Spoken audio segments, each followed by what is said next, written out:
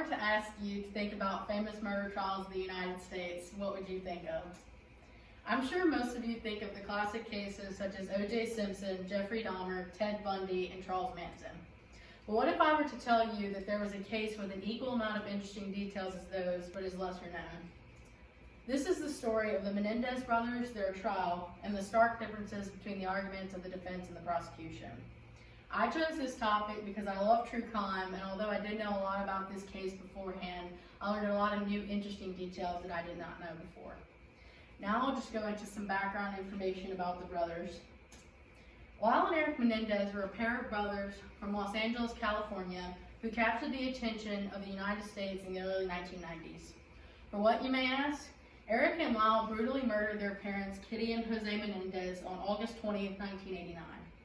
According to Biography.com, their case was one of the most famous criminal cases of the late 20th century because of how highly televised it was. Lyle, 21, and Eric, 18, were both proficient at tennis, and while Lyle went to Princeton, Eric went to UCLA. Their father, Jose, was a prominent figure in the entertainment industry at the time and held both the boys to a high standard in everything they did. This would ultimately be a factor as to why the brothers say that they killed their parents. When news of the murders broke, the police originally tied it to the mob, but as they were going through Eric and Lyle's stories, something just didn't add up. This led to the arrest of both Eric and Lyle in March of 1990. Now, I will go into deeper context of the argument of the prosecution. Throughout the trial, the prosecution made their main argument very clear. The Menendez brothers killed their parents to gain the money from their estate. One major piece of evidence that backed this up was that both brothers went on multiple spending sprees, not even days after their parents were murdered. According to CNN.com, Lyle spent over $15,000 on Rolex watches not even 4 days after the murders, and as well as Eric bought a Jeep and hired a private tennis coach for $60,000 a year. Witnesses brought forth throughout the prosecution would all agree on one thing. Both brothers never truly seemed to mourn the loss of their parents. According to Lyle's former bodyguard, Richard Wenzowski, Lyle often repeated that he thought that the mob killed their parents and he was afraid for his own safety. But the more he was around Lyle, the more he realized that this was not true, as he recalled on multiple instances Lyle would jump out of the limousine without security and go on spending sprees at random. The prosecution then argued that they believed that the hiring of bodyguards was all part of the plan to make authorities believe that this was a mob hit, also citing that both Kitty and Jose were shot in the kneecaps, aka mafia style. Now I will go into the argument of the defense. In the middle of the trial, both brothers dropped a bomb on the United States that no one was expecting.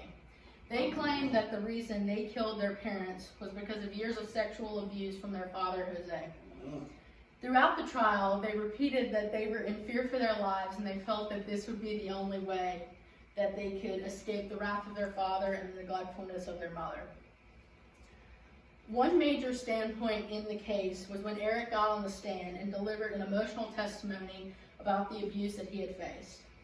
According to the LA Times, the abuse started around Eric's 6th birthday and continued until he was 18. The defense used this as their main focus in their argument, but the prosecution also believed that they were using the abuse excuse, which meant that they were using a claim of abuse as an excuse for the greed of killing their parents. Now I will talk about the verdict and the aftermath of the case. Nearly 4.5 months after the trial had started, both trials ended up in a mistrial by a hung jury, which means that the jury could not unanimously decide if the brothers were guilty or were using self-defense. In 1995, both brothers were tried again, but this trial would not be nearly as popular as the judge did not allow cameras or videotaping inside the courtroom. Finally, in 1996, both Lyle and Eric were sentenced to life without parole for the murder of their parents.